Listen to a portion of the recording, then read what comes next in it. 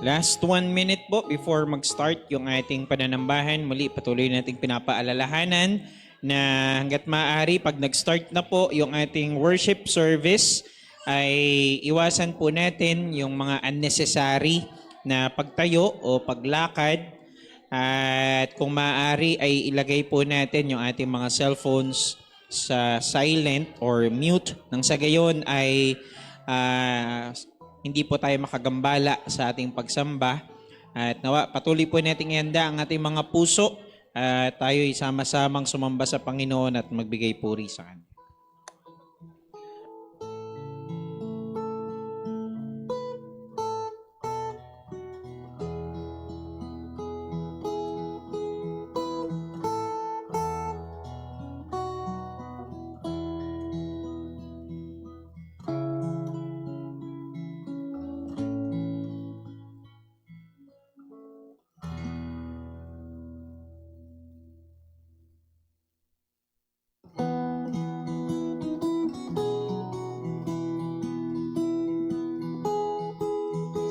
Sound check. Ayan, magandang umaga po sa bawat isa. So muli, ang ating mga kapatiran nasa labas ay magsipasok na ho para ho sa ating paghahanda sa pagsamba. At bago tayo dumako ho sa ating gawain ng pagsamba sa Panginoon, gusto natin munang i-welcome at bumati sa ating mga kapatiran na nagdiwang at magdiriwang ng kaarawan. Kahapon, I believe, ay nagdiwang ng kaarawan ng atin hong ilang mga kapatiran. Gusto ko lang makuha yung ating kodigo para hindi tayo magkamali. Nasaan na yun? Wala. Meron tayong kapatid na ang ministry niya ay mag-update sa akin. Ano ho? Ngayon naman, di ko makita. Ayun. Okay, kahapon po ay nag-birthday ang atin hong kapatid. Wala siya ngayon, busy-busy. Pero nag-birthday si Sister Margie Santos. Hindi halata sa kanyang itsura at figura, pero siya ay 65 na. 65 years old na Sister Margie. So belated happy birthday po kay Sister Margie. Bukas naman ay magdiriwang ng ika-80, 8 years old na si Tatay Arsing. Tatay Arsing, advance happy birthday po. Kasabay niya magdiriwang si Daryl. Mag-iilan taon ka na, Daryl Paule? Ha? 13. Isang 18 at saka isang 80 at saka 13. So, advance happy birthday po. Si Brother William Zaragoza sa June 6 sa Sabado. July 6, sabi ko nga. Sino ba sabing June? July 6 sa Sabado. So, advance happy birthday po. And then, magbe-birthday naman sa Linggo. Saktong-sakto si Sister Angela. Sister Angela, advance happy birthday. Ayan. Imbitado po kayo sa inyong mga tahanan. Ayun lamang po. So muli, meron ba tayong na-miss? Meron ba tayong na-miss na magdiriwang ng kaarawan? Wala na? Okay, so kung wala na ho, ay muli ho, advance happy birthday. Gusto kong ipaalala bago ko makalimutan, ang atin hong BTS ministry. Alam niyo ho ba sa mga bisita may BTS dito sa JCBC? Ang BTS na yan ay break time snack. At ang ministry ho na yan, kung kayo ho ay nag-enjoy sa naging merienda natin sa break time, yun ho yan. Mga kapatiran na nagvo-volunteer na magdala ng merienda dito sa church. Muli, paalala ko lang mga kapatid, sana wag kayong ma-pressure. Huwag niyo isipin na, dapat masarap, garbo. Hindi ho, kahit pandesal lang yan, mag-i-enjoy ang buong church. Tinapay, mag-i-enjoy. Ngayon, kung gusto yung gawing lugaw o sopas, okay din, welcome na welcome. Kung ano ho yung gusto yung ihanda. So, kung kayo ho ay gusto mag-minister in that way, pwede kayong mag-sign up diyan ho sa ating BTS ministry. Lalo na kung matataon sa medyo birthday niyo ho, pwede rin nyo, gusto nyo maghanda para sa church, pwede nyo idaan dyan sa ating BTS ministry. Sign up nyo lang po. And please do remember yun hong ilagay nyo rin yung cellphone number nyo sapagkat isa hong ministry ng ating kapatid ay i-message yung mga nagsasign up para lang sila ay paalalahanan kung para to doon sa ating merienda. Okay, quiet lamang po. Quiet lamang. Gusto natin i-welcome ang ating mga panauhin. Pag nabanggit ho ang inyong pangalan, ay kung maaari ay tumayo. Kung hindi man, iwagay-way lang ang kamay. Gusto lang namin kayo makilala at i-welcome ho dito sa JCBC. Gusto natin i-welcome si Sian Riley Henova. Sian Henova. Ayun! Si Baby. Si Baby pala yun, ano? And then si Jelaisha Santos. Ayan, si Ate Jelaisha, welcome po. And then si Diana Estrada. Ayun, si Ate Diana, welcome po. And then si Krista Joy Estrada. Krista Joy, ayan, welcome po. Gusto natin i-welcome si Jason Batalyon, tama ba? Jason Batalyon, tama ba yun? Batalyon, welcome po. And si Aljan Batalyon. Ayan, very much welcome. Purihin po ang Panginoon. Welcome po ang mga young people dito sa church. By the way, speaking of young people, mamayang tanghali at 12:30 p.m. Yes, meron hong Joy Fellowship. That is yung fellowship ng mga young people. Kung gusto nyo makilala yung ibang mga young people dito sa church, welcome na welcome yung mga ating mga panauhin. Bumalik lang kayo dito sa church. Or gusto nyo mag-stay over, dito na kayo mag-lunch ng 12:30 para ho doon sa fellowship ho ng mga kabataan. Mga kapatid, 1 month ko nang pinopost sa mga GC natin, pero wala pa rin nagkiklaim sa nawawalang relo. 1 month ago, I believe, nung anniversary, ko nakita ito. So, kaya pala, hindi pala sila part ng GC natin. Okay. So, sabi ko, wala nagkiklaim So, hindi ko naman, nung mga nakaraan naman, naitabi na hindi ko na i-announce. So, ayun, natagpuan na ang nagmamay-ari. Ayan, buti naman, nasaktuhan na in-announce natin ngayon. So muli ho, ay kung meron kayong mga nakikita mga nawawalang bagay, pwede mga i-surrender para ho i-post natin or ipakita ho natin sa mga kapatiran. Ngayon, para hindi tayo magtagal, mamaya hong pagkatapos ng ating worship service, ay meron tayong church meeting. Ano ho? Nag-meeting ho ang mga nasa ministry dito sa church, mga nasa leadership dito sa church. Matatapos na ho ang, biruin nyo, tapos na ang kalahati ng 2024. And then we're looking forward, Lord willing, sa next half. And Lord willing, may mga plano tayo, may mga gagawin tayo dito sa church. At mamaya ho, i-announce natin ng ilang mga bagay-bagay. Too much time ang take para ho, pag ngayon ho natin ginawa. So mamaya ho yan, pagkatapos na ating pagsamba. Next Sunday is first Sunday of July. And every first Sunday, nagdadaos tayo ng Lord's Supper. So just be reminded na maging present ho, lalo na mga members ng church na makapag-partake tayo. Sa Lord's Supper. At ayun ho ay utos ng Diyos sa atin na lahat ng mga mananampalataya. Okay, so yun ho ang ating mga announcements and reminders. Di ba na lang kung meron akong nakakalimutan. Oh, by the way, ang pinakamalapit na event ho natin is sa August 26. Nakakasana ho ang ating sports fellowship with JCBC Pandi. Last year, second place tayo. Okay, hindi tayo third. Kasi napaka-weird kung third tayo. Dalawa lang naman. So, second tayo. Lord willing, this year, subukan natin maging first. So, titidan pa ho natin, waiting tayo sa an update ho nila kung sila naman ang magiging committee. So, pag-pray natin yun. Pero, mamaya sa meeting, i-announce natin, magkakaroon na tayo ng in-church competitions. Bakit? Kasi, halimbawa, chess.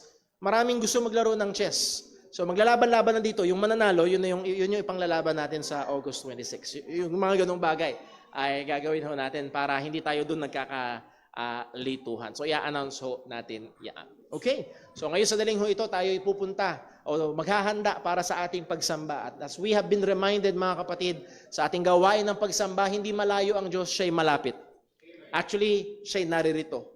At nawa, ito'y magpaalala sa atin na magkaroon tayo ng kaseryosohan. At lagi nating tandaan na ang Diyos ay hindi impressed na basta nandito lang tayo. Hinahanap niya yung puso, buong pagkatao na naririto at sumasamba sa Kanya. At para ho dyan, magkakaroon tayo ng sandali ng tahimik at personal na pananalangin. Hihingi natin ng tulong, gabay at pagsiyasat ng Panginoon sa atin upang tayo ay maihanda sa pagsamba sa Kanya. Let us pray.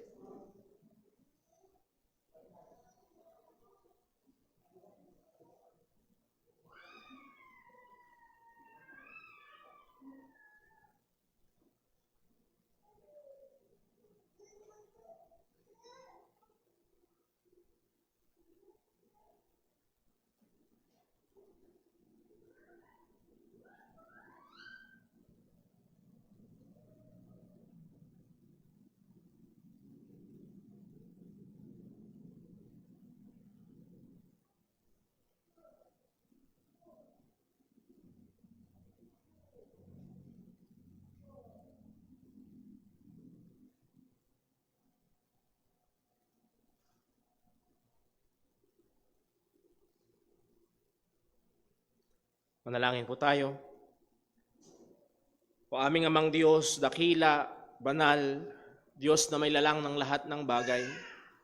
Nagsalita ka lamang, Panginoon, at nalikha ang lahat. Salamat, Panginoon, na kami na mga tao ay nilalang mo sa iyong wangis at larawan. O Diyos, purihin ka sa iyong biyaya. Hindi lamang sa mga material at pisikal na bagay na aming natatanggap, kundi lalo't higit sa iyong biyaya ng kaligtasan sa pamamagitan ng aming Panginoong Hesukristo. O kaya't sa pamamagitan niya, Panginoon, ay pwede kaming lumapit sa iyo at mag-alay ng pagsamba. O Diyos, sa aming sarili kami mapupugnaw.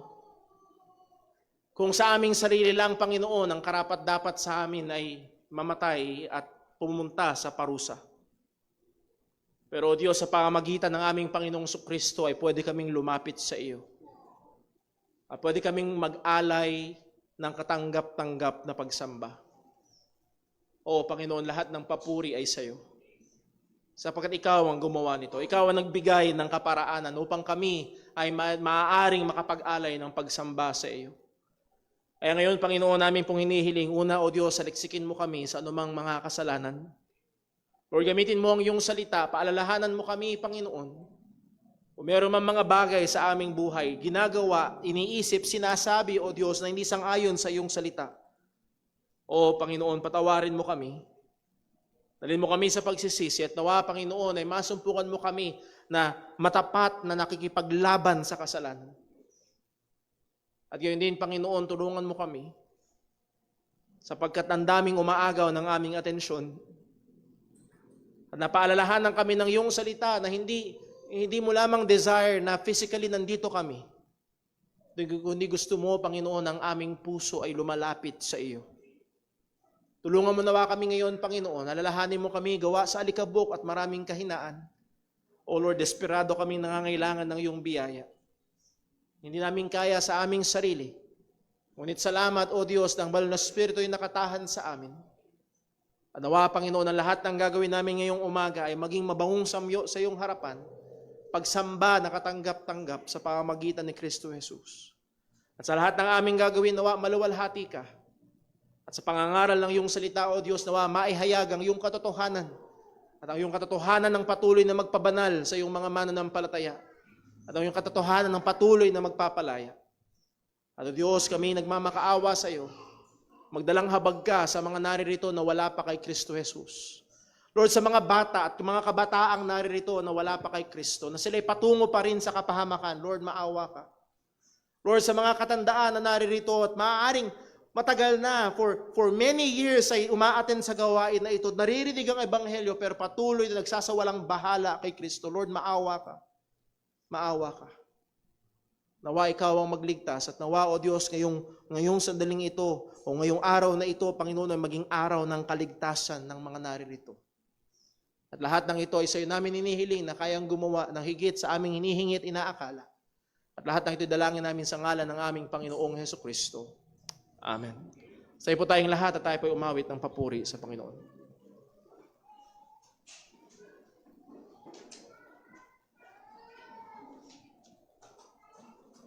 Magandang umaga po sa ating lahat. Tayo po umawit sa Panginoon. Awitin po natin, Wonderful Grace of Jesus.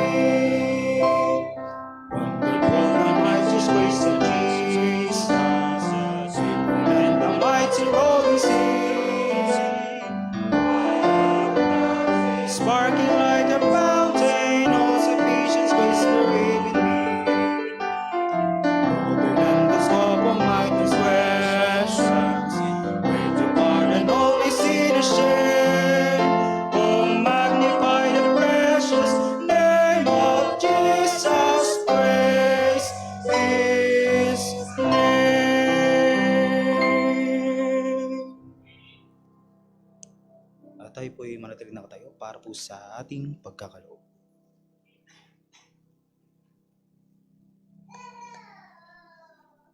Para po sa ating pagkakaloob, sabay-sabay po nating basahin ang mga talata po ng basehan nito. Ito po ay mga galing sa 2 Korinto, chapter 9, verses 6 to 8. Sabay-sabay po nating basahin. Ready, read.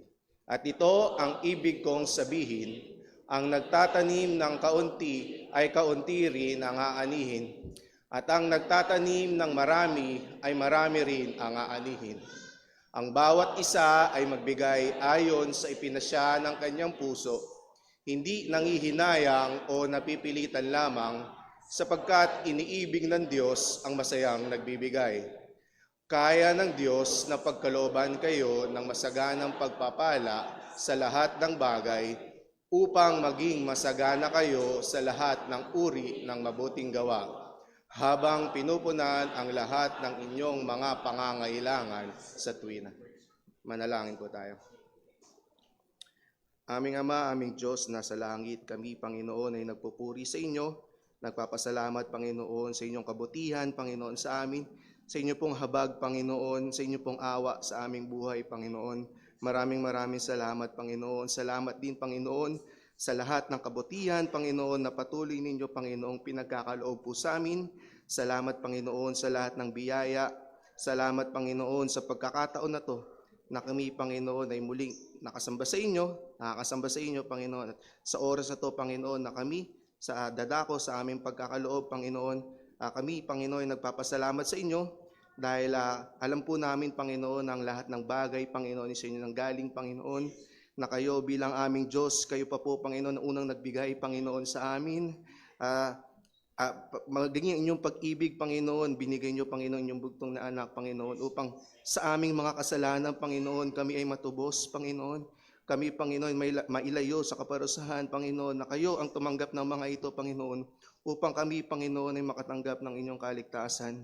Maraming salamat po, Panginoon, sa inyo, maging sa mga biyaya na aming natatanggap, lalo na po sa buong linggo, na ang lahat ng mga ito, Panginoon, na hindi po nanggaling sa amin, na hindi po dahil sa amin, ito ay dahil, Panginoon, sa inyong kabutihan, Panginoon, ito ay dahil po sa inyong biyaya po sa amin. At sa oras na to, Panginoon, na kami magkakaloob, nawa, linisin nyo nga po, Panginoon, ang aming puso't isipan, bigyan nyo kami, Panginoon, na maayos na pagkakaunawa, Panginoon, na ang lahat ng ito, Panginoon, ng aming ipagkakaloob ay aming pagpapasalamat, Panginoon, sa inyo, na kami, Panginoon, maintindihan po namin na kami ay dapat na nagbibigay, Panginoon, na masaya, Panginoon, na may masayang puso, Panginoon, na hindi kami napipilitan lamang, Panginoon, at nawa ito ay magawa namin dahil din, Panginoon, sa aming pag-ibig po, Panginoon, sa inyo. Maraming salamat, Panginoon. Dalayan ko, Panginoon, ang malilikom namin, Panginoon, ay magamit, Panginoon, hindi lamang, Panginoon, sa iglesia na to, kundi sa ikalalawak pa po ng inyong mga salita, ng inyong pong ebanghelyo, na mas marami pa pong mga tao ang maabot nito, Panginoon, at nawa, Panginoon, ay maligtas din po, Panginoon. Maraming salamat sa inyo, Panginoon. Nagpupuri kami, nagpapasalamat. Ito ang aming dalangin sa tanging pangalan, Panginoong Hesus. Amen.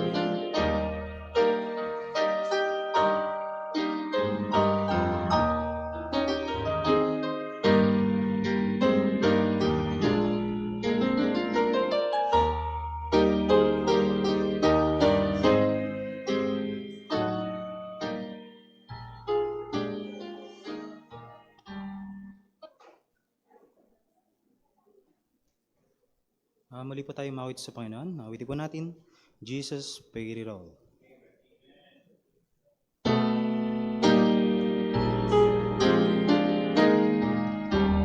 I hear the Savior say, thy strength indeed is small. Child of weakness, watch and pray. Hide in me thine only hope. Jesus paid it all to Him I owe. Sin had left a crimson stain, He washed it white as snow. Lord, now indeed I find Thy power in Thine alone can change the leper's spots and melt the heart of stone. Jesus paid it all to Him I owe. Sin had left a crimson stain, He washed it white as snow. For nothing good have I, whereby Thy grace to claim. He washed my garments white by the blood of Calvary's Lamb. Jesus paid it all to Him I owe. Sin had left a crimson stain, He washed it white as snow. And when before the throne I stand in Him complete, Jesus died my soul to save. My lips shall still repeat, Jesus paid it all to Him I owe. Sin had left a crimson stain, He washed it white as snow. Tayo po yung musing lahat para po sa pagbasa ng salita ng Diyos.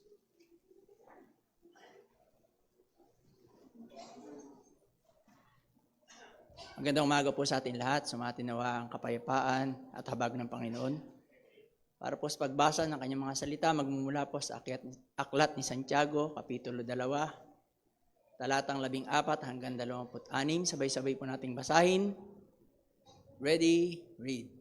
Mga kapatid, ano ang pakinabang kung sabihin man ng isang tao na mayroon siyang pananampalataya, ngunit hindi naman ito nakikita sa gawa? Maililigtas ba siya ng ganung uri ng pananampalataya? Halimbawang ang isang kapatid ay walang maisuot at walang makain sa araw-araw.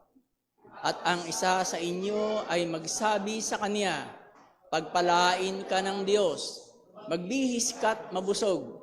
Ngunit hindi naman ninyo ibinibigay ang mga kailangan ng kaniyang katawan. Anong pakinabang niyon? Gayon din naman, ang pananampalatayang walang kalakip na gawa ay patay. Ngunit may magsasabi, mayroon kang pananampalataya at mayroon naman akong gawa. Ipakita mo sa akin ang pananampalataya mong walang kalakip na gawa at ipapakita ko naman sa iyo ang aking pananampalataya sa pamamagitan ng aking mga gawa.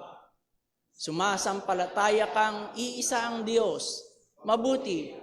Ang mga demonyo man ay sumasampalataya at nanginginig pa.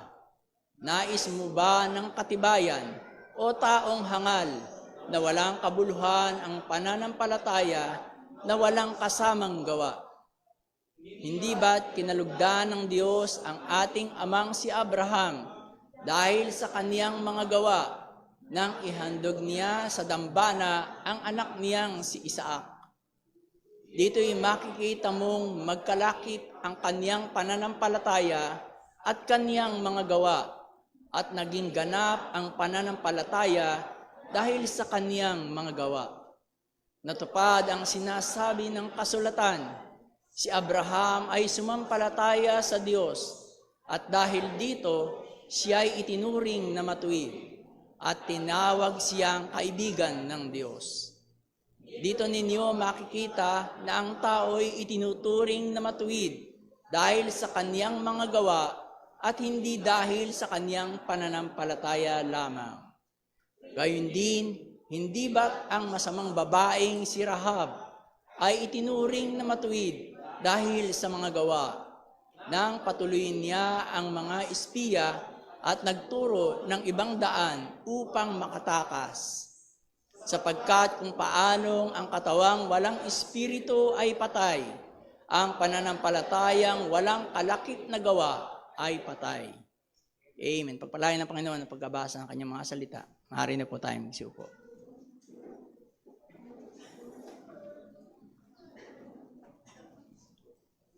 Tayo dadako sa ating pag-aaral ng salita ng Panginoon. Isa ho sa mga towering figures or pangunahing karakter sa tinatawag na Reformation period, ng panahon ng 1600s, kung saan unang lumabas yung mga tinatawag na mga protestante dahil sila ay nagprotesta, particularly laban sa Roman Catholic Church at sa mga hindi biblikal na katuruan at mga tradisyon nito. Ay isa sa mga figures or tao na sikat nung time na yon ay ang taong nagngangalang si Martin Luther. At si Martin Luther ay isa sa mga naging instrumento ng Panginoon upang ang salita ng Diyos ay maisalin sa German, that is, lengguwahe na nauunawaan ng mga normal na tao dun sa lugar at panahon nila. Hindi na ito nakakulong noon sa Latin, na isalin ito sa German. At isa sa mga ginamit ng Diyos upang ang katotohanan ng kaligtasan sa pamamagitan ng pananampalataya kay Jesucristo lamang ay muling pumaibabaw. Karamihan ng mga tao noong time na yon ay napaniwala na kailangan ang sakramento at mga iba't ibang sakramento, kailangan ng basbas ng pari, kailangan ng mga penitensya at kailangan ng tawag dito yung mga penance, yung kailangan mong mag-abuloy para ang mga kasalanan mo makuha mo yung meron tawag doon yung letter of forgiveness, para makuha mo yon at doon sa pamamagitan nun ay magtamo ka ng kapatawaran at ng kaligtasan. At si Martin Luther ay nagsaysay, isa sa mga pamosong sinabi niya ay ang katotohanan, justification by faith alone is the article where the church stands or falls. That means malalaman mo ang isang church ay totoong church kung ito ay nakatayo sa katotohanan na ang justification. At pag sinabi natin justification, that's justification before God. Ang kaligtasan, ang pagiging katanggap-tanggap sa Panginoon, ang pagiging matuwid sa harapan ng Diyos ay hindi sa pamamagitan ng gawa o pagsunod sa kautusan, kundi sa pamamagitan ng pananampalataya lamang kay Kristo. At naging matapang. And there are times na pag binasa mo yung mga sulat ni Martin Luther, there are times na yung kanyang mga salita ay naging matalim para ipagtanggol ang pananampalataya o ang katotohanan na ito. Pero sa kabila ng mga gawa na ito ni Martin Luther, may mga pagkakataon na siya ay nag-struggle. At isa sa mga naging struggle niya particularly ay yung ating passage na binasa, ang James chapter 2. Dahil seemingly, ang James chapter 2 ay nagsasabi, particularly ang verse number 24, ang sabi, "Ye see then how that by works a man is justified, and not by faith only." So hindi ba ang verse 24 ng James chapter 2 ay maliwanag na nagtuturo na hindi totoo ang sola fide? Hindi totoo ang faith alone. And so much so, naging struggle dito ni Martin Luther na may pagkakataong inisip niya na ang Book of James ay hindi part ng biblical canon. Baka hindi dapat 66, baka dapat 65 books lang. Dahil tila nagtuturo ng maling katuruan itong Book of James.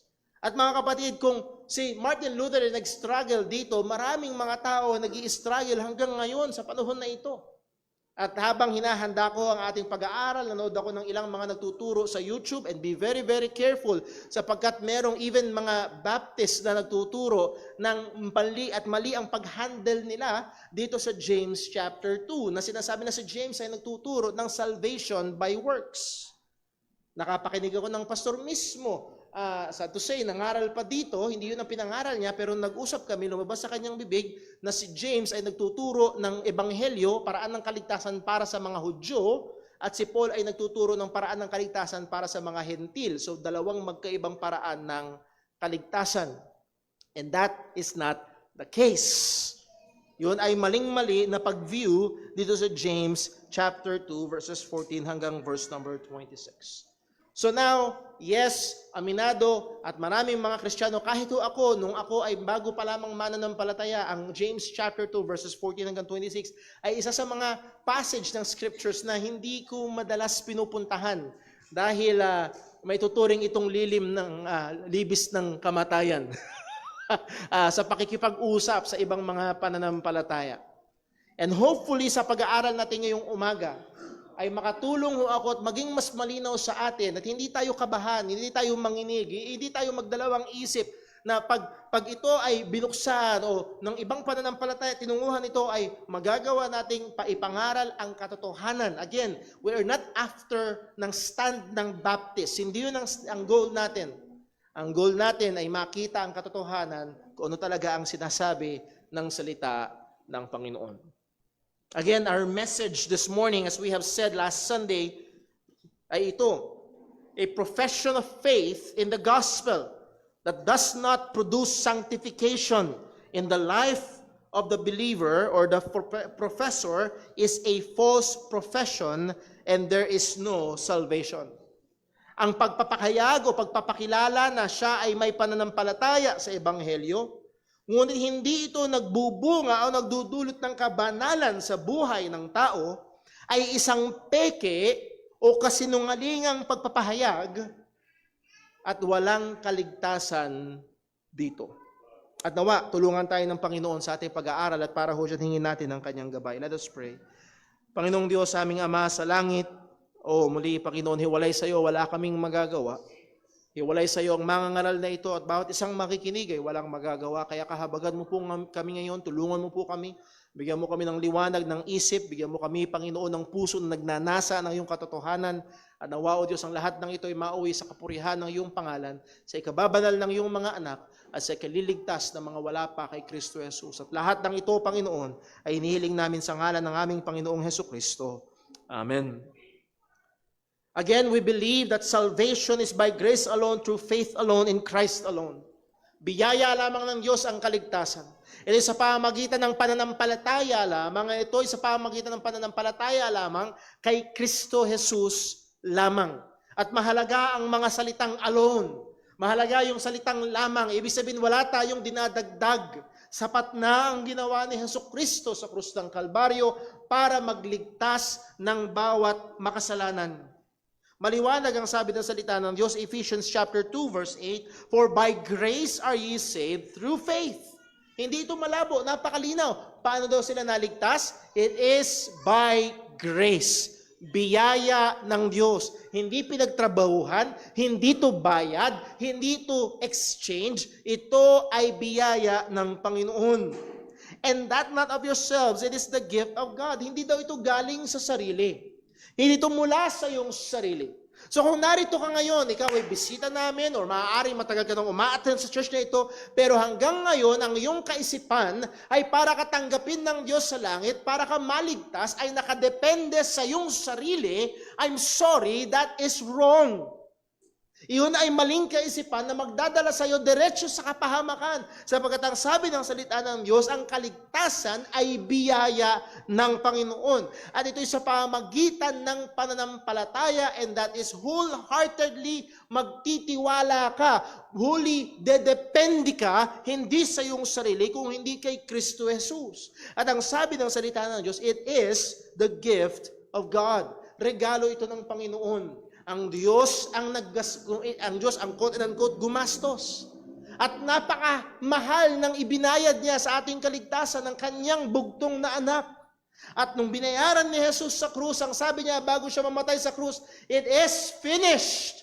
Walang balanse. Minsan ako'y nag-search sa Facebook Market at may sasakyan, ay pambihira, parang napakamurang sasakyan. At titignan ko at binasa ko yung description sa bandang dulo, assume balance. Kulang pa. May uhulugan ka pa buwan-buwan. O mga kapatid, mga kaibigan, nais ko paalala sa atin ang katotohanan ng binayaran ni Jesus sa krus. Sabi niya, it is finished. Wala tayong i-assume na balance. Magtitiwala ka sa kanyang nagbayad ng kumpleto.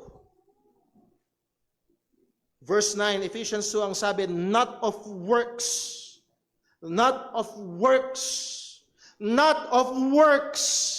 Sana ho malinaw, it's not of works. Hindi nakadepende sa gawa mo. At napakarami kagaya ko lumaki na ang paniniwala nakadepende sa kabaitan ko. Nakadepende sa pagsisimba ko. Nakadepende sa pagsunod ko sa magulang ko. At dahil mabait naman ako, nakatingin ako sa sarili ko, then therefore tatanggapin ako ng Diyos sa langit. That is wrong. Not of works. Why? Lest any man should boast. Magyayabang tayo. Paano ka nakarating sa langit? Mabait yata to. Mga kapatid, mga kaibigan, pagdating sa langit, walang pwedeng tumayo at magyabang. Ang lahat ay magpapatira pa at magpapasalamat sa Diyos sa naging mabiyaya. Walang kayabangan. Again, historically speaking, marami ang nag-o-object sa katotohanan na ito sapagkat, sasampalataya lang, ligtas na, edi pwede nang mamuhay ng kasalanan. Again, hindi yan ang tinuturo ng salita ng Panginoon.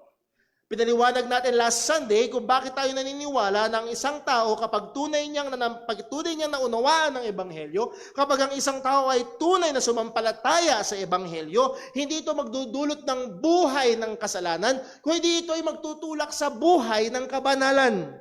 Ito ay tiyak, ito ay sigurado, hindi ito pwedeng pumalya. Ang sabi nga ni Pablo, sino mang na kay Kristo Jesus ay bagong nilalang.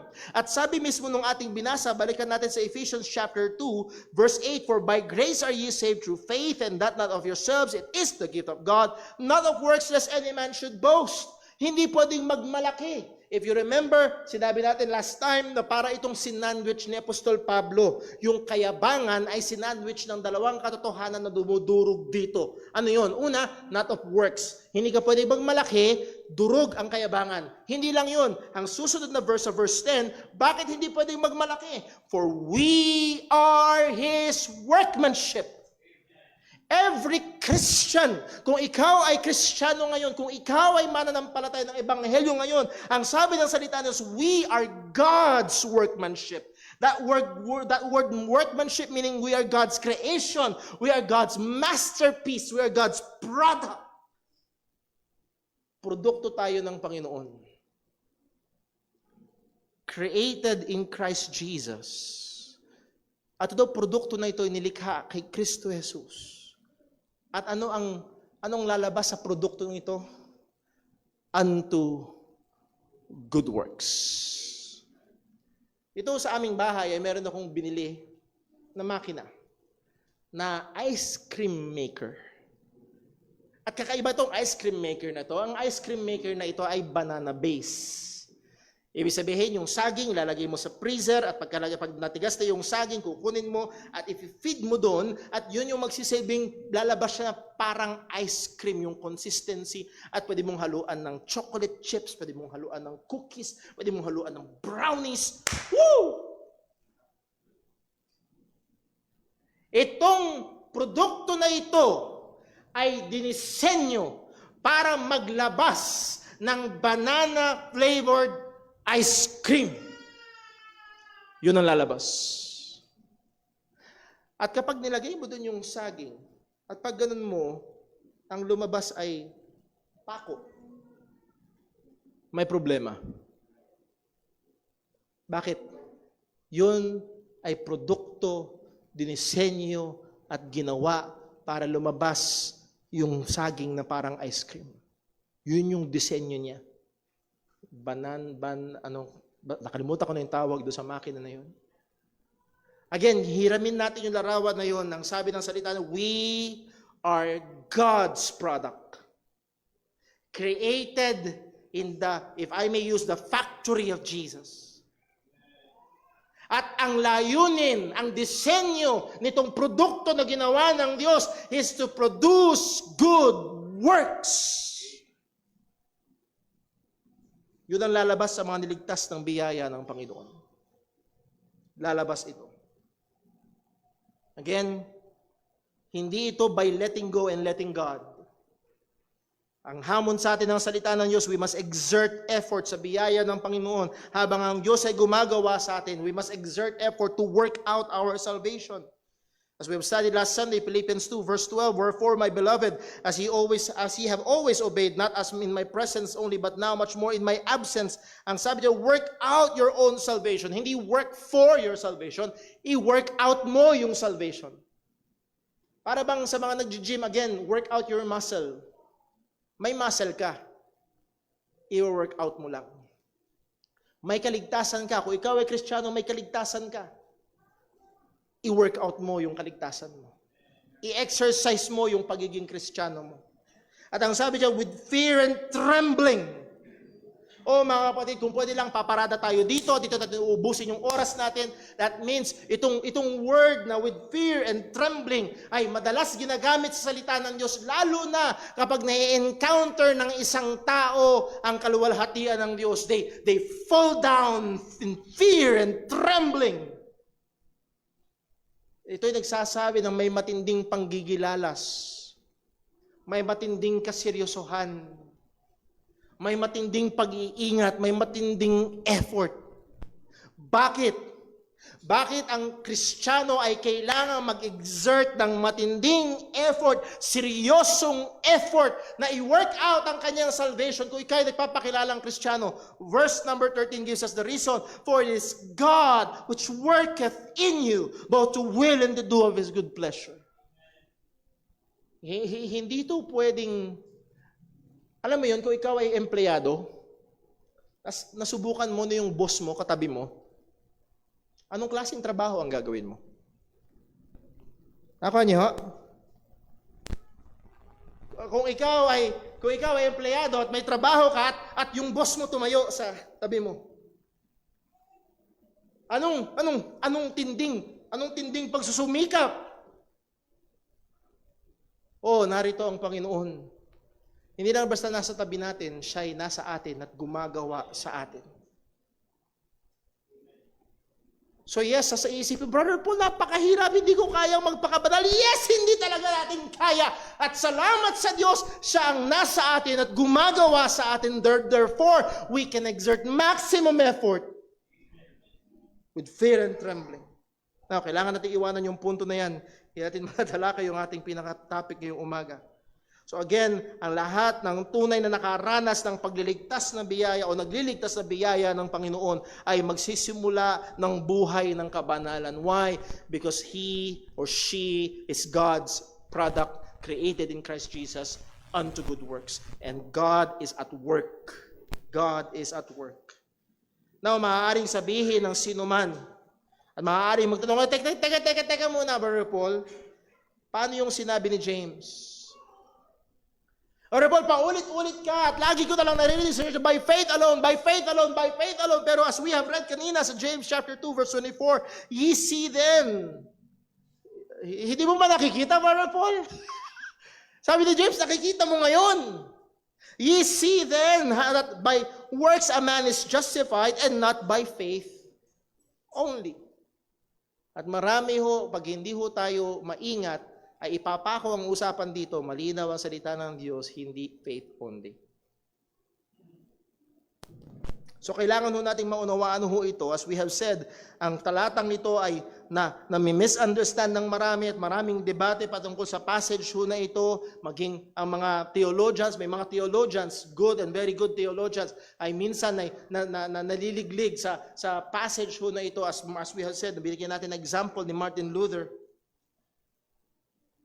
Yung iba ay nag-argue, mayroon pang view na ang nauna daw na sinulat ay yung Book of Romans, and then sumulat si James para kontrahin si Pablo. Iba ang sabi, nauna daw ang Book of James at sumulat si Pablo para kontrahin si Santiago. At pag hindi tayo maging maingat, ang mangyayari ay Book of Romans and Book of James pinaglalaban. Mga kapatid, that is very wrong. Sapagkat meron lamang iisang primary author ang salita ng Panginoon. And that is the Holy Spirit. At hindi pwedeng kontrahin ng Holy Spirit yung sinabi niya sa pamamagitan ni Pablo at kukontrahin niya sa pamamagitan ni Santiago. Hindi yun uubra. It's either yung isa ay mali o parehong mali. Hindi pwedeng parehong tama. The challenge is compounded. Mga kapatid, kapag tinignan natin yung ginamit na word na justify, sa Greek ay nagmumula ito sa iisang root Greek word or root Greek word. Particularly, ang madalas na ginagamit is the Greek word dikaisune. Yung ginamit ni Pablo, dikaisune, is the same, yung din ang ginamit ni James. So hindi masesettle ang argument pag tinignan natin ang Greek kung saan original na nasulat ang salita ng Panginoon, particularly ang Bagong Tipan. Now, isa pang problema, pareho nilang ginamit si Abraham. Sa Romans chapter 4, ginamit ni Pablo si Abraham bilang patunay na ang kaligtasan is by faith alone. At dito naman sa James, seemingly, ginamit ni James si Abraham para patunay na, kita mo, hindi faith lang. Kailangan ng works. Now, para matulungan ho tayo na mag-grasp ng tama ang mga katotohanan sa mga talatang ito at hindi magkaaway si Pablo at si James at hindi kinukontra ng salita ng Diyos ang kanyang sarili, we must recognize two important truths. Number one, we must recognize that the same word can have different meanings. Dapat natin ma-recognize na ang parehong salita ay pwede magkaroon ng magkaibang ibig sabihin. Pangalawa, we must recognize that epistles are situational. Means may sitwasyon, may dinidil. Kaya sumulat si Pablo, may rason. Kaya sumulat si Santiago, may rason din. At pareho nilang may dinidil silang mga rason, at kung magkaiba ang rason, magkaiba ang dealing. So tingnan ho natin. Una, we must recognize that the same word can have different meanings. Na madali itong ipakita dahil halos araw-araw ginagamit natin ito. For example, sabihin ni Brother Paul, he is hot. He is hot. Ano ibig sabihin nun? Brother Paul, Tagalog yun, mainit siya. Ano ibig sabihin nun? May lagnat? Hindi, galit. Galit, mainit siya, galit. Or, wala siyang mintis sa basketball. He is hot. On fire, ang sabi ng iba.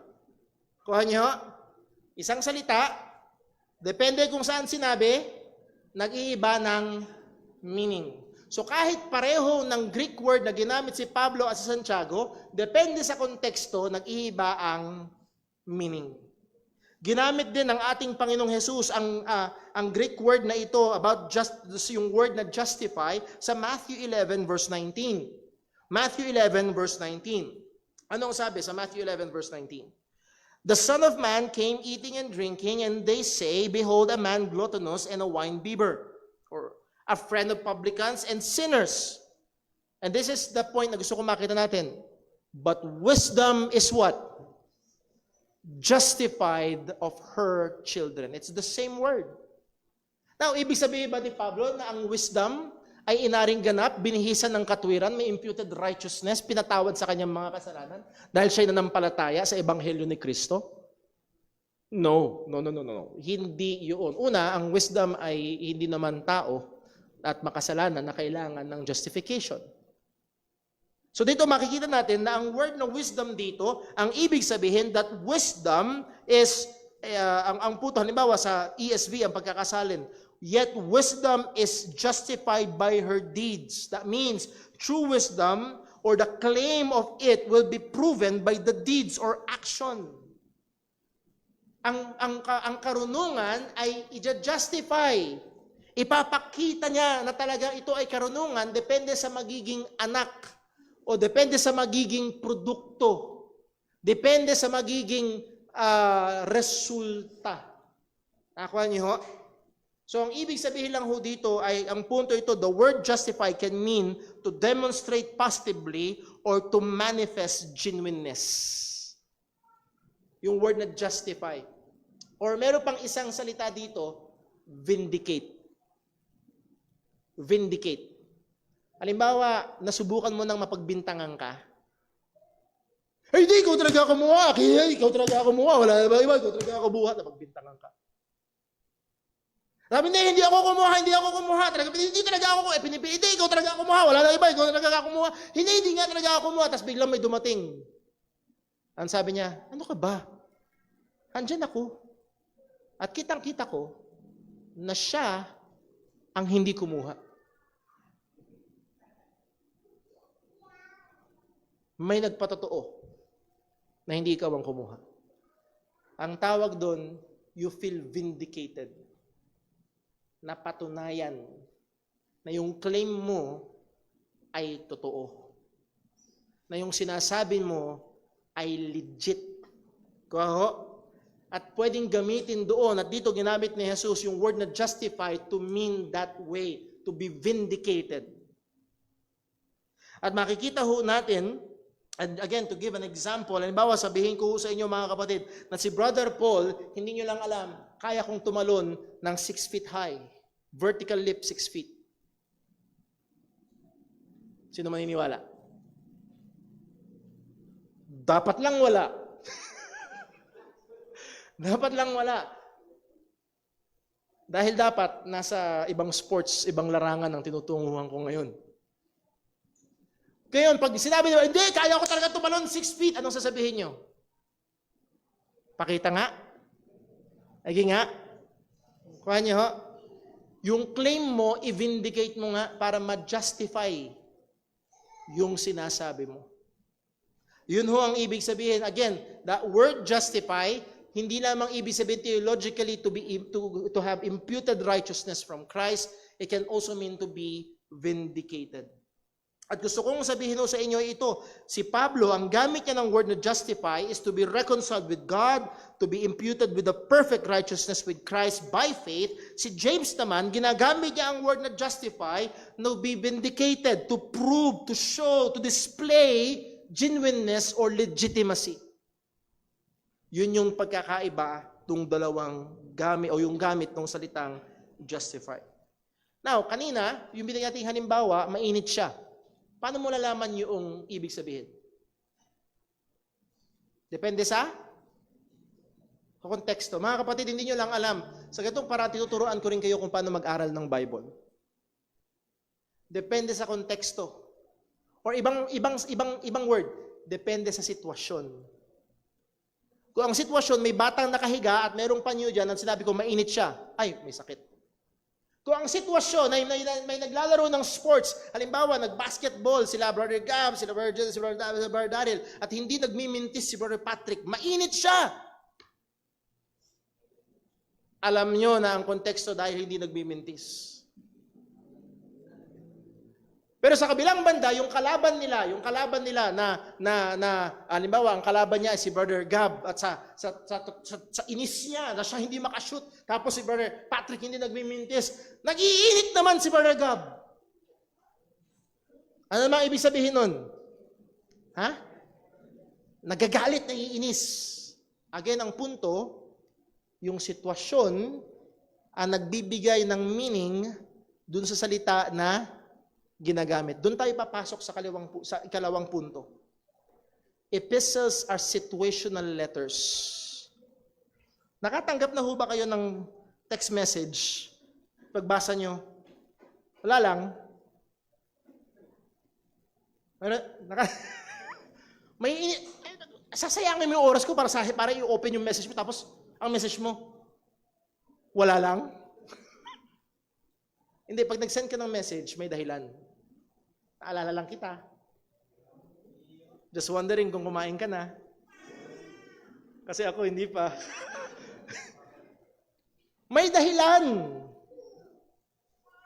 Kamakailan, sumulat ako sa ating punong barangay ng Guyong. Hindi dahil may binabarangay ako, meron akong kaaway, kung hindi dahil rentahan natin yung covered court.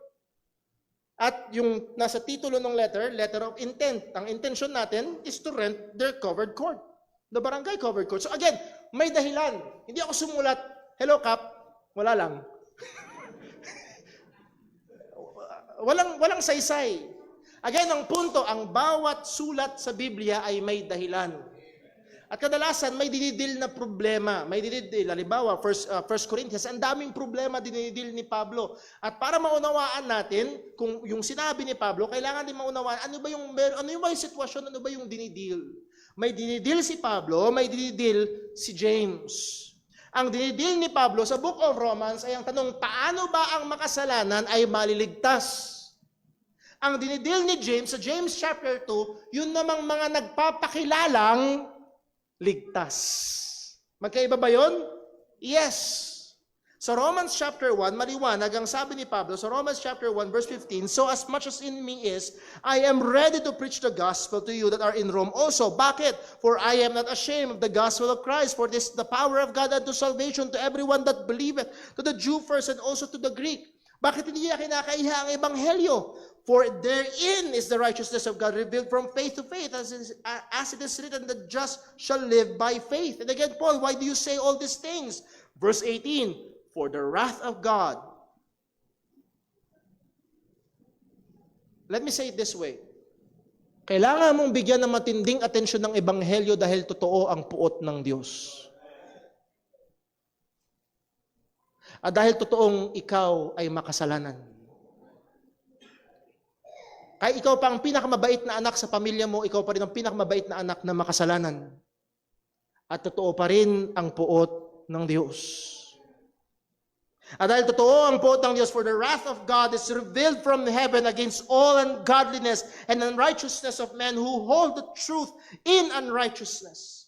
So again, narito yung katotohanan, lahat tayo ay makasalanan at ang puot, ang banal na puot ng Diyos ay totoo at ito'y parating. At tanong, paano tayo maliligtas? And nilabor ni Apostol Pablo ang katotohanan, yes, lahat tayo ay nasa ilalim ng hatol ng Diyos. Kahit ikaw pa ang pinakarelihiyosong tao, kahit ikaw pa ay walang kopya ng salita ng Diyos, lahat ay nasa ilalim ng puot ng Panginoon. Na pagdating sa Romans chapter 3 verse 20, paano ngayon? Ang sabi niya sa verse 20, therefore by the deeds of the law shall no flesh be justified in his sight, for by the law is the knowledge of sin. Kung narito ka at sinusubukan mong gamiting hagdan ang 10 utos para makarating sa langit, I'm sorry. Malinaw ang salita ng Diyos. For therefore, by the deeds of the law shall no flesh be justified in His sight. Maaaring ikaw ay matuwid sa harapan ng tao. Mga kapatid, sa tingin ko yung iba sa inyo mabait. Yung iba sa inyo mukhang mabait. Baka masipag ka lang maligo. Pero baka mukha kang mabait. Sa mata ng tao. At maaaring sa sarili mong mata na kumbinsin mo ang iyong sarili kumpara sa iba, ikaw ay mabuti. Pero alam at kita ng Diyos ang lahat ng baho natin. Ang pinakatatagong sikreto, 10 years ago, 20 years ago, alam ng Diyos lahat. Pinakamaliit na dumi, pinakamalaking dumi, kita ng Diyos lahat. Wala kang maitatago. So in the sight of God, by the deeds of the law shall no flesh be justified. Why? Bakit daw? For by the law is the knowledge of sin. Ang trabaho ng kautusan ay hindi maging hagdan para dalhin ka sa langit. Ang trabaho ng kautusan ay para ipakita na ikaw ay makasalanan.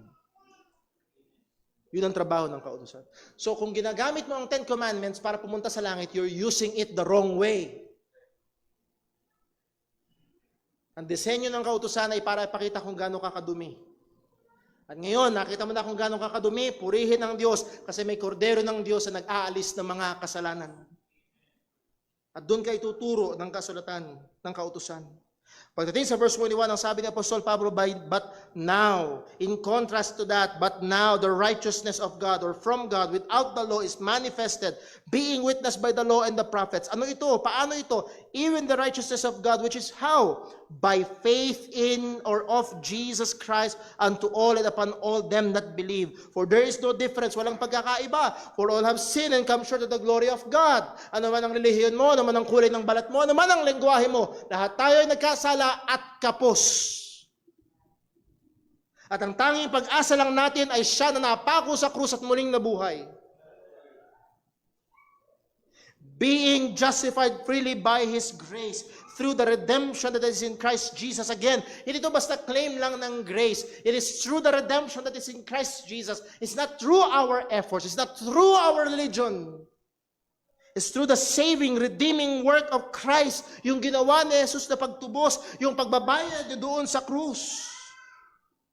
Verse 25, whom God hath set forth to be a propitiation through faith in His blood, to declare His righteousness for the remission of sins that are passed through the forbearance of God. At merong salita dyan na dapat isigaw mo ng papuri sa Diyos. Yung word of propitiation. Anong sabi ni Pablo sa verse 18? The wrath of God. Ang puot ng Diyos. Ang naglalagablab na galit ng Diyos sa kasalanan. It's real. It's real. It's legit. Totoo to. Kahit i-deny mo, totoo pa rin. Pero salamat sa Diyos, totoo rin. Kung ganong katotoo ang puot ng Diyos sa kasalanan, totoo na may ibinigay ang Diyos na pampalubag loob. Hindi yung palyadong gawa natin. Oh Lord, ito yung kabutihan ko. Ang ibinigay ng Diyos sa pampalubag loob para humupa ang kanyang puot ay si Kristo Jesus lamang. For the lack of time, tanong tayo sa verse number 27. Ang sabi, where is boasting then? Meron ba tayong pwedeng pagmayabang? Wala. Ang Diyos ang gumawa lahat. Ang Diyos ang nagbigay, biyaya ng Diyos. Where's boasting then? It is excluded. Walang puwang ang kayabangan sa pananampalatayang Kristiyano. By what law of works? No. Hindi yan nay. May. Old English, no. But by the law of faith. Verse 28, dito ko gusto makarating. Therefore we conclude that a man is justified by faith without the deeds of the law. That's why we say faith alone. Ang tinalakay ni Pablo, ang context, ang sitwasyon na ito, makasalanan tayong lahat, may puot ang Diyos. Paano na ngayon? At ang sagot, it is by faith in Christ alone. Pagdating naman kay James, dinidil ni James ang mga tao na nagpapakilalang Kristiyano. Nagsasabi sila na meron silang pananampalataya. Sa verse 14, ang sabi ni James ay ito, what doth it profit, my brethren, though a man say he hath faith and have not works? Yun yung sitwasyon. Sa Romans, sinasabi ni Pablo, manampalataya ka! Sa James, sinutukoy ni James, yung mga nagsasabing may pananampalataya. Magkaiba ba ng sitwasyon? Magkaiba. Sabi niya, James is dealing with people who profess to be saved, who profess to believe. Sinasabi nilang sila may pananampalataya, pero itong problema, walang ebidensya ng kanilang gawa. Kaya nagbigay pa nga ng ilustrasyon si Santiago. Ang sabi niya sa verse 15, if a brother or sister be naked and destitute of daily food, and one of you say to them, depart in peace, be ye warmed and filled, notwithstanding ye give them not those things which are needful for to the body, what doth it profit? May dumating sa bahay niyo, kumatok, pasensya na po, talagang 3 araw na po akong hindi kumakain, wala po kami mamutahan, at sabihin mo sa kanya, humayo ka, mabusog ka. Bye-bye. May pakinabang ba? May epekto ba? Sagot? Wala. Kaya ang sabi ni James, pagtutuloy natin, pagdating sa verse 17, even so, faith. Again, yung faith na dinidil dito ni Santiago ay yung faith na sinasabi ng isang tao na meron siya. Even so, faith that is your professed faith. Sinasabi mo may pananampalataya ka. If it had not works, is dead. Wala dito si Brother William. Ayun. Advance happy birthday. Meron na hubang patay dyan na may ginawa? Wala ano. Pag may ginawa yung patay, tatakbo na lang kayo. Ang patay ay walang ginagawa. Ang pwede lang mangyari sa patay ay umalingasaw. Walang kayang gawin ng patay. At kung yung sinasabi mong pananampalataya na meron ka, walang ginagawa, patay yan. Patay yan. Mga kapatid, ang halaman na ito, gano'n mang kaganda, walang nangyayari dito. Bakit? Plastic yan, wala yang buhay. Masakit pakinggan, pero yung iba nagsasabi sila may pananampalataya, plastic. Patay. Ang gandang tingnan, pero hindi totoo. Ang gandang pakinggan, praise the Lord, hallelujah, amen, I love Jesus. Pero pag titignan mo yung buhay, walang gawa. Patay. Ito ang dinidil ni James. At hindi lang si James, maging si John, ang sabi sa John, sa unang Juan, sa Tagalog natin basahin, unang Juan, chapter 1, verse 6, ang sabi, kung sinasabi natin may pakikipag-isa tayo sa Kanya, that is, meron tayong relasyon sa Diyos, subalit namumuhay naman tayo sa kadiliman, nagsisinungaling tayo at hindi sinasagawa ang katotohanan. Again, nagpapakilala kang may relasyon sa Diyos, pero ang buhay mo ay nasa kadiliman. Yun ang direksyon mo. Yun ang palagian mong kalagayan. Ikaw daw ay sinungaling. Ibig sabihin, hindi totoong may relasyon ka sa Diyos. Sa chapter 2, verse 4 ng 1 John, sabi, sino mang nagsasabing, kilala ko ang Diyos. Again, yung word na kilala dito, hindi lang basta, hi, I'm Paul. Hi, I'm Jonah. Magkakilala na kayo. Hindi ganun. Kundi merong relationship, pagkilala. As Jesus said, I know my sheep. Hindi siya basta knowledge lang ng pangalan. Sino mang nagsasabing kilala ko ang Diyos, subalit hindi naman sumusunod sa kanyang mga utos, ay isang sinungaling, wala sa taong iyon ang katotohanan. Anong punto? Isa sa mga pangunahing ebidensya ng tunay na pananampalataya ay ang buhay na gumagawa. Unahin ko, isa sa pangunahing ebidensya ng tunay na pananampalataya, tunay na pagiging Kristiyano, ay kung ito ay nakikita sa iyo. Kung wina-work out mo yung salvation. Sabi nga ni Martin Luther, ang pananampalataya natin, hindi lang tayo sola fide, kundi fide viva. Yung word na viva meaning alive. Fide, faith that is alive. Hindi patay. Buhay, kumikilos, gumagawa, nagbubunga, may resulta. As he had said famously, ang sabi ni Martin Luther, faith alone saves, but the faith that saves is never alone. Ang pananampalataya lamang ang nagliligtas, pero ang pananampalataya nagliligtas ay merong kasama. Both Paul and James use Abraham as an illustration of the truth they are presenting. Again, magkaibang sitwasyon, magkaibang dinidil ni Pablo at ni James, at ginamit nila ang halimbawa ni Abraham. At si Pablo, for the sake of time, ay pumunta sa Genesis chapter 15. Nang sabi sa Genesis chapter 15 verse 6, and Abraham believed in the Lord, and he counted it to him for righteousness. Again, ang dinidil ni Pablo, paano ang isang paganong si Abraham? Alam niyo ba yun, si Abraham ay pagano? Bago siya tinawag ng Diyos, kasama siya ng kanyang buong pamilya na sumasamba sa mga Diyos-Diyosan at tinawag ng Diyos si Abraham. At itong si Abraham na ito, paano siya naging matuwid sa harapan ng Panginoon? Hindi dahil nagbago siya ng buhay, kaya siya naging matuwid sa harapan ng Panginoon. And he believed God. And it's counted for him for righteousness. Yun yung imputed righteousness ng Panginoon sa kanya. Again, kung naalala niyo ho, ang sabi ko sa inyo kanina, kaya kong tumanon ng 6 feet. Ang sasabihin niyo, patingin ng ebidensya. Now we are told, Abraham believed God. Nanampalataya si Abraham. Ang sasabihin natin, okay, patingin nga ng ebidensya. And if you will read 7 chapters after, Genesis 15, pagdating sa Genesis 22, nandoon yung ebidensya. Anong ginawa ni Abraham? Inalay niya si Isaac.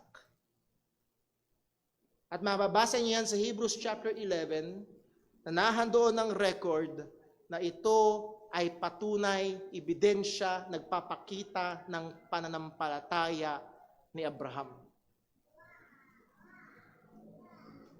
Remember, ang sabi ni James sa verse 20, but wilt thou know, O vain man, that faith without works is dead?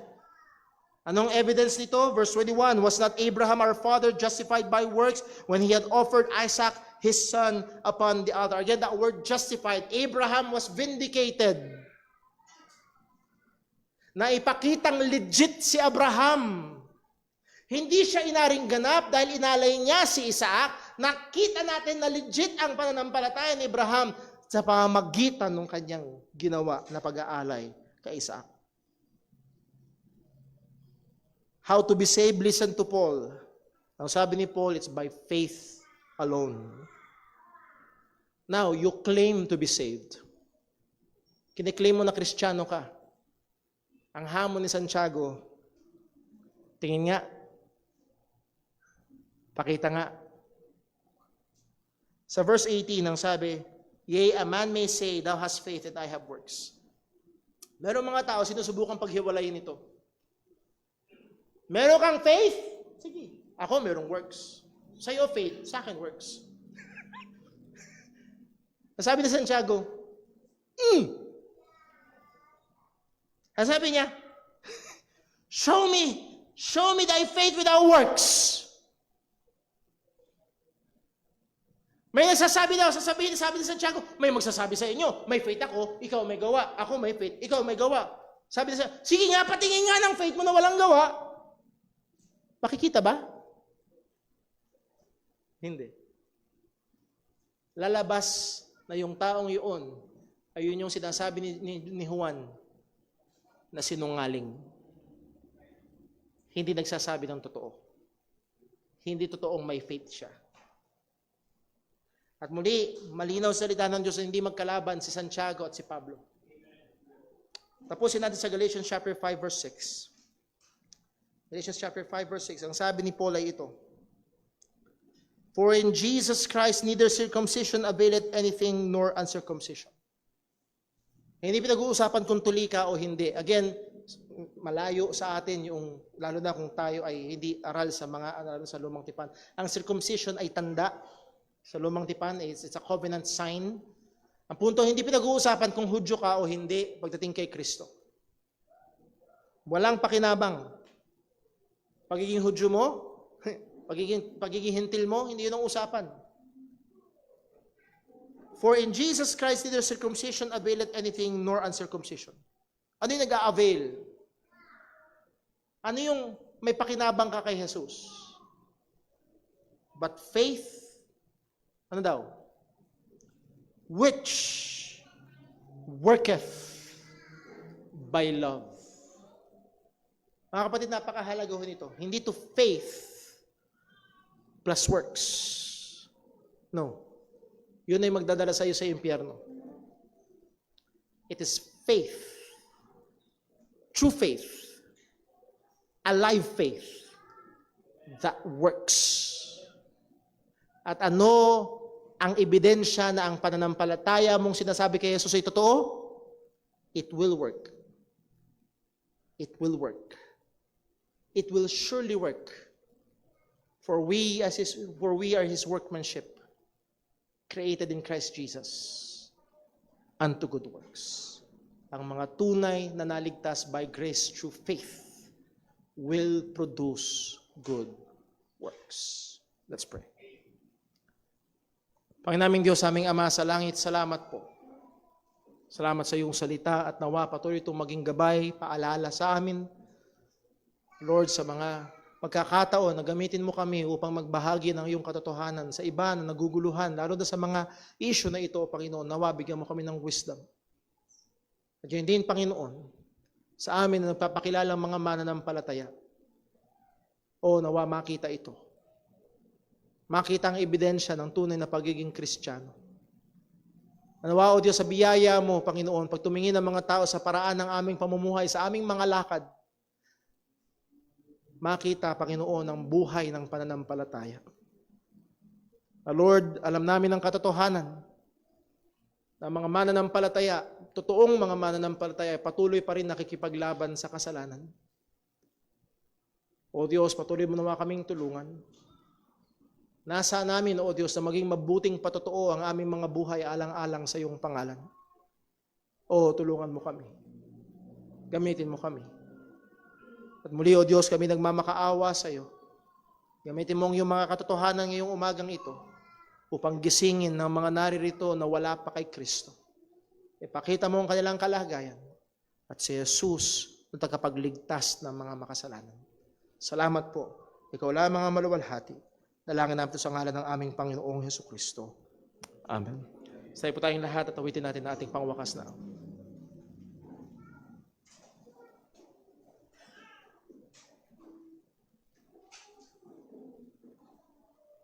Awitin po natin, Living for Jesus.